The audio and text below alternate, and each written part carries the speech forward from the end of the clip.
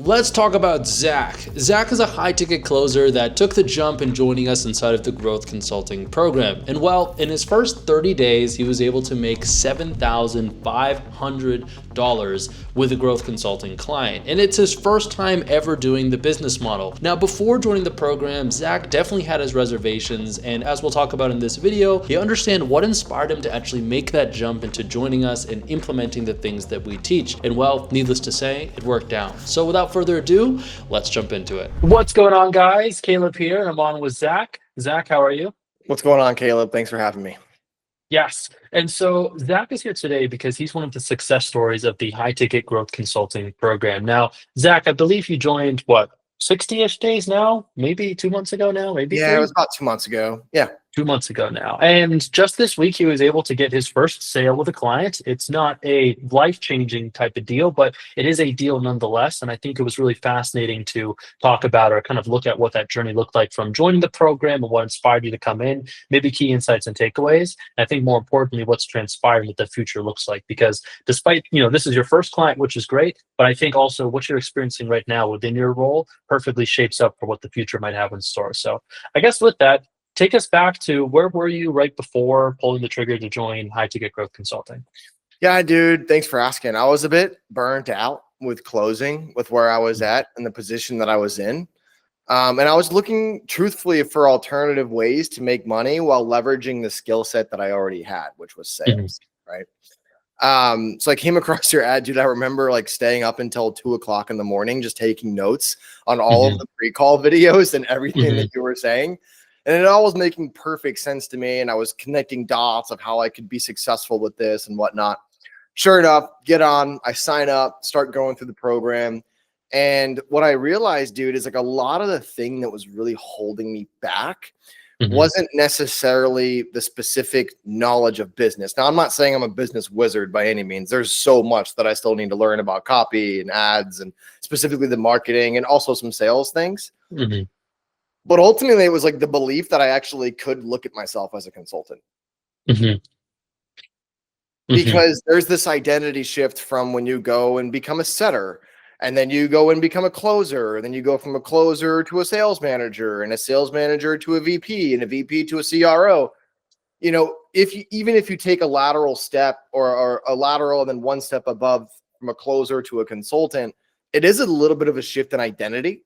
And I think a lot of times, I know for me personally, I can speak from my own experience. I have this imposter syndrome. Am I good enough? Do I have my skills as where they really need to be to provide the value that I know that I can have for others, right? And it sounds a bit ethereal, but the program really helped me realize that I already was a consultant. I was doing it on a much smaller scale though, and I can just do it on a bigger scale. That's it.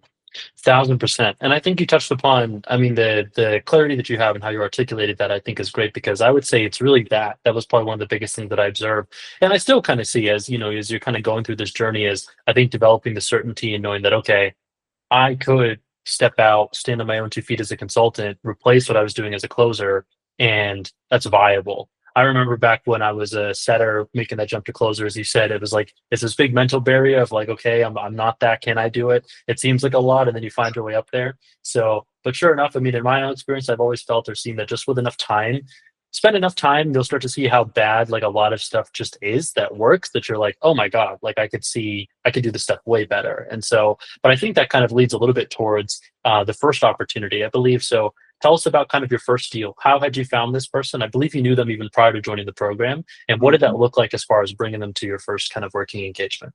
Yeah. So this deal I did know prior to joining the program, but really didn't know how to position myself as a consultant to the business owner until I came through the program. So that was super helpful. Is positioning and words, the right words to say, how to say them, the energy that you have with them, even over text or voice message makes a huge difference versus you kind of trying to sell yourself and you can tell, man, when someone's trying to sell you something over text and you just it feels a bit slimy, right? Yeah. Versus if you kind of anchor in and know your value, your worth, what you can bring to the table and allow them to get attracted to you. And so that was a big shift for me when I first entered the program. But yeah, so I did know this person before joining the program, but it was until after the program that I finally positioned myself as an authority in the marketplace for them to then trust. And so it actually led with me giving them tons of free value. I was shooting Loom videos. I was giving voice note text messages weekly on insights into the business and the market that they were in. And ultimately, I just became so valuable in my feedback that it was impossible for him not to pay me. Yeah. Right. And so once you cracked the door, I think it was the business owner himself that was like, hey, do you even do this stuff like formally? And I'm like, he wrote you. Yeah, I remember. It's like, hey, do you do consulting? Like, what does it look like? Do you have a structure for this? And so, and I was like, I actually do. Yeah, I do consulting, and here's how it looks. I didn't give him the whole rundown right then and there, but it was it was a bit different because I didn't have to like cold approach or like cold, scan my whole network to find an opportunity. I think, and even honestly, I think it goes for a lot of closers, even just a normal person who, I'm a normal person too, but like even just someone who doesn't have like a network or a huge network of someone already reaching out to them about consulting before joining the program. It's like, wait a minute, what about all of the other employees that you've worked with? If you've been in the industry for 2 years, you definitely know a few different business owners or marketers or media buyers that you've met on teams that know others. And so there is so much juice to be squeezed in the people that you already know before you even go and send that cold DM over LinkedIn, Yeah, without a doubt. And I would say that I think, you're in this situation where you have the ability to really, whatever direction you might want to go with it, you could go with it just because of the reputation and who you work with and who you're associated with. And even that's how your current client knows you. And that's where kind of that entryway or that, rapport kind of came from. So, but no, that's incredible. All right. And then do you want to talk the numbers of your deal? I know it's not the largest deal, but it is, I still think a sizable start. If you want to talk about the deal terms and what you closed it for. Yeah, totally. So it was a $2,500 deal, and it was like a one-time thing. It wasn't like set up on recurring. It wasn't set up for any sort of future engagement. It was just a preliminary deal because they actually, believe it or not, already have a consulting service that they do like outside of what I'm doing with them as well. And so I didn't really want too many cooks in the kitchen and like having so many different opinions from left field and right field. So I just wanted to do a one-time, hey, let's just do this. It's $2,500. Here's the amount of time. And let's just see what we can formulate and work together here now. Yeah. And then that's sort of a tee up to a future engagement, only if they feel like that's something they'd like to pursue. And honestly, if I have the bandwidth, because I also don't want to, with all of the other things that I have going on right now, I don't want to take on clients that I know I can't fulfill on. And so I know that personally I have a ton of integrity, but yeah, dude, I mean, even just the one deal, it's kind of like, it's the small snowball that you build and then start rolling down the hill that eventually increases over time.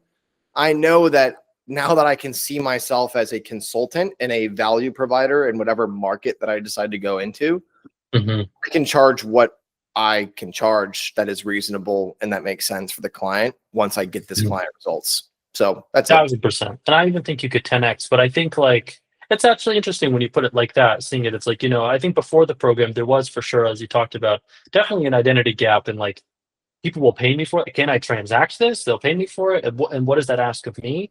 For people that are curious too, like you're currently working off, or like, what does your kind of time schedule look like? Because a lot of people are like, how do I fit this into what I'm doing? Is it even possible to fit it into what I'm doing? And I think you found a good way to. So if you want to speak to that. That's the thing, Caleb. It's like, I also had that belief. How do I even fit this into what I'm currently doing? Like, what now, granted, if I was like a truck driver working 16 hours a day on the road, it's a completely different story. But most of the people who are watching this are some sort of closer or closer manager or something where they can have flexibility in their own schedule. And so, dude, I really think it's just a reminder that you can literally set your own schedule and you can make it work. And you just set clear expectations with the business owner that you decide to partner up with and say, hey, look, these are the times that I'm available. They're going to be, here's my calendar link. book in when as you please, and just show up. So I wish I had a better answer than just take ownership of the time that you do have. It's not like someone's telling you that you need to be here and clock in and clock out a specific time. Most people watching this can set their own schedule. So just take ownership of that and start acting like a business owner instead of an employee. That might sound aggressive, but like that's kind of how my honest thoughts on it. No, and I love that. I love that. I love that. And I think another thing too is like 2,500 for what it's worth. It's like, if you were to do that in sales at 10%, that's 25,000 in cash you'd have to collect, which is if you got a 6K price point or even a 5K price point, 4 deals, if you got a 20% close rate. So if we just do the time per hour relative to what you're making or how easy it was, for sure, it's a huge kicker. And I think another thing too is it's start. It's like you've touched down on the moon, you've seen it's possible to go there. Now it's like, okay, well, when the season comes or when the opportunity presents itself, like what would happen if I levered up and really leaned into this? Well, you could, make something incredible happen. So, well, cool. And so, what would you say for anybody who is a skeptic, someone who's watching this, that's borderline on the fence, not sure if it's for them, is this doable? Maybe even speaking to where you were at prior to joining.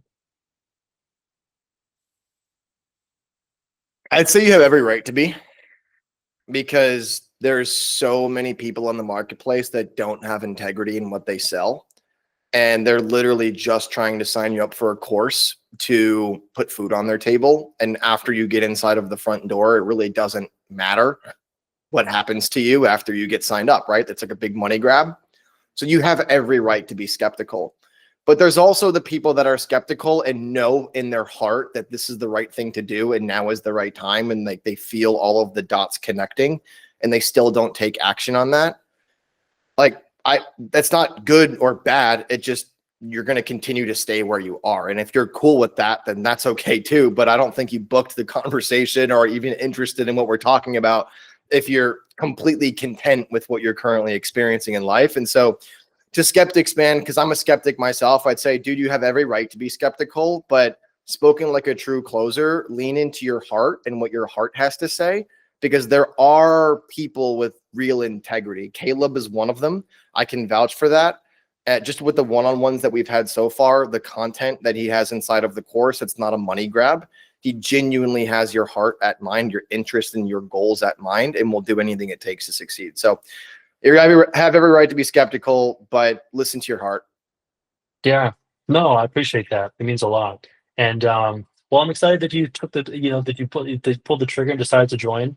I'm excited that you got the first deal, and I'm even more excited for, I think, really what's to come. This is just the first in a series of many. There's a lot of other context that goes into this that, you guys might not see that, outside of it, but you're sitting on a gold mine in terms of potential opportunity developing. And so there will be a day and a time where I don't doubt that we'll have a part 2 where you're like, cool, man, running and gunning 30, 40K a month, light work, got, 15, 20 hour week. And so we're doing good. But yeah, it starts. I've seen this happen enough times with all the people that have come through. So it's just a matter of time till we see you back here again.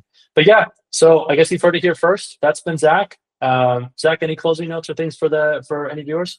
No, man, I would just say like rise. I mean, that's the thing that comes to mind. It's like, if you feel like you're called to rise and do something bigger, just do it. Because if you're not, you're actually holding not just yourself back, but the people that you could have served on the other end of not rising, you're holding them back. So Step into your power, rise up, do what's necessary, and rise. That's all I'd say. Please. Yeah, let's rise together. And so if you're watching this, come rise with us. Somewhere around this video, there should be a link to schedule time to meet with us. And, I guess we'll see you on the inside. I guess, Zach, it's been a pleasure. Thank you for coming on. And I guess until the next one, all the best. Cheers.